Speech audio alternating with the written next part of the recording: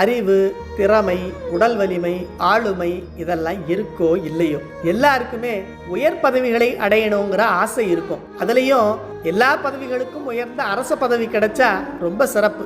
ஒரு நாட்டை காக்கும் அரச பதவிக்கே இவ்வளவு பெருமைன்னா, நம்ம நடராஜாவின் ஆணை வழி இந்த உலகத்தையே காக்கும் வேலையை செய்யும் விஷ்ணு பதவி கிடைச்சா யாராவது வேண்டான்னு சொல்லுவாங்களா என்ன? ஆனா உண்மையிலேயே எனக்கு என்ன ஆசை தெரியுமா? பொன் போன்ற கொன்றை மாலையை அணிந்து ஞானமே வடிவாகிய விரிந்த சடைமுடியோட சிதம்பரத்தில் நமக்காக ஆடும் நடராஜ பெருமானை மனதார வழிபட்டு நடராஜா நடராஜான்னு ஆடிப்பாடும் நம்ம அடியார்களுக்கு ஒரு வேலைக்காரனா, அவங்க காலால் இட்ட வேலையை என் தலையால் செய்து முடிக்கும் ஒரு அடித்தொண்டனாக கடைசி ஆளாக இருந்து பணி செய்யணுங்கிறது தான்.